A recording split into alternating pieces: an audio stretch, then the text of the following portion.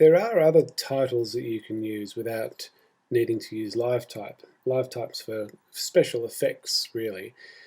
Final Cut has an option of doing some fairly simple sort of text effects like crawling text, lower third, which means putting in like a name and a title of someone who's in an interview in the bottom third of your page.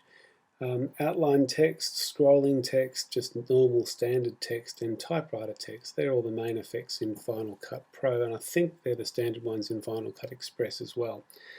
If I just want to do a basic text, I'll click on text and come over here to my viewer, and if I click the Controls tab, I can then control what I want that text to say. Now, the first girl who talks is Georgia, so I'm just going to type her first name up there, and I can change the font to any one of these fonts here. I'll just make it nice and simple in this case, and I'll give the size, probably increase the size a little bit. Notice I can't really preview as I'm editing at this stage. I'll probably keep it white, but I want to put a drop shadow in. It's always a good idea to add, so I've got in my motion tab to add a drop shadow, and if I put the controls on my drop shadow, I've got white text, so I want to have a black drop shadow. I'll offset this drop shadow to about 2, just so that it's just slightly offset, and the opacity of the drop shadow, keep that around about 60, should be fine. I should get a nice effect. When I go to the video tab, I'll be able to preview it. You won't be able to see the drop shadow here because it's in a black background already. But now that I'm in video mode, it acts like it's a video. If I want to play, obviously it's not playing anything, it's just a straight text. But if it was a crawling text or a scrolling text, if I hit play, it would play between the in point and the out point there and go for 10 seconds, of which I could reduce the length of it.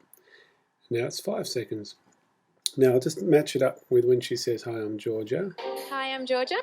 So she's sitting, "Hi, I'm Georgia." She's pointing to herself. So I want the name Georgia to appear around here somewhere. And we'll just see how this goes. I'll go to my viewer and just drag down into an available track. In this case, video track 3 is available. And notice it needs rendering. But before I render it, let's just see if it's in a good position. It's a little bit too big, so I'm going to click it. And remember, because I'm in image and wireframe mode, I can make the appropriate adjustments by clicking my pointer tool, getting it into mode where I can change the size. Now you can see the drop shadow, especially if I'm in a lighter area. So we'll see if we can get Georgia. That looks pretty good there. I can see the name. It's always good to be aware of the background before you choose the color. Black and white tends to be pretty fail-safe. So Georgia appears as she's talking, and I'm zooming in at 2, which is a little bit off-putting, but there's not much I can do about that. So now that I'm reasonably happy with the positioning of it, I'm going to render it, render all and both, so the rendering will take place. And we'll just do a little preview now. And we should see the girls. Hi, I'm Georgia, and this is Jen. We're at Jazz on the Green right now. So I might just fade out as soon as she's mentioned Jen. Well, let's just put the Jen one in now. Now what I tend to do is, once I'm happy with a text and I've created a style, rather than recreating it totally from scratch again, I will click, hold and drag that video into my BGN titles bin. It creates a text template.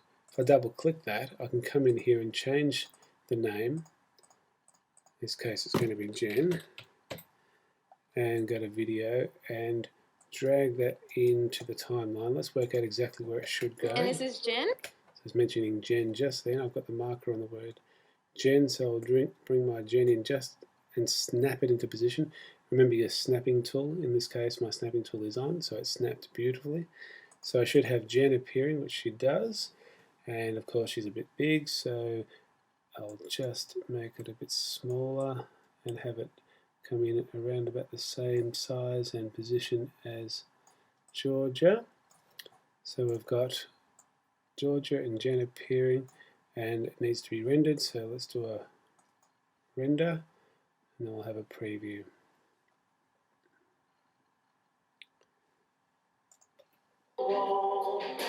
I'm Georgia, and this is Jen. We're at Jazz on the Green right. So now that we've established who they are and we've seen it, it's probably a good idea to get rid of them. If we just made them smaller, they would just disappear. But what's a good idea is to get them to fade out. Now, rather than doing that manually with the pen tool and going in and just doing it manually like that, I'll just undo what I've just done. The quickest way to do that is to go to your effects tab. Now, for some reason my effects tab has disappeared, and if that happens to you, going Apple F5 should bring it up. Let's Control F5. VoiceOver on. Whoops. Final Cut Pro. On. Window browser. Window browser. Might just stop there for a sec. VoiceOver off. Thank you. Didn't need that. Maybe it's function 5. Yes, function 5. So Apple 5, and that brings the effects tab back to where it's supposed to be. Hopefully your effects tab is there for you. If it does disappear, that was Apple 5. Hold the Apple key down, press the 5 button, and it should appear back for you. Otherwise, Window and Effects, is that a way of bringing it up? Yeah, it looks like it is, and there's the shortcut there. Yeah, it's another way of doing it, I think. So, what I've got with the effects is a whole range of different folders or bins of effects here. And the two most common effects that are used are in the video transition bin, and one's called a cross dissolve, and one's called a dip to color dissolve. Now, because they're the two most common ones, I tend to drag them into my favorites folder as I've already previously done. So there they are. I've got a copy of them. So I instantly get access. In this case, I do want to fade it out, but a cross dissolve will be just as effective. In fact, I tend to find more effective than a fade out. So we'll get the effect of it just dissolving away. But it will need to be rendered. So we'll go to Sequence and Render Both. And we'll do a little preview. I'm Georgia, and this is Jen. We're at Jazz on the Green right now. How about due to the... There we go. Now, dip to color dissolve, that will sort of fade into a color, and you can make changes and effects to these transitions. Go to my arrow tool by double clicking them, and all the controls for your transitions appear here. So if I was in dip to color, I'd be able to change the color to something.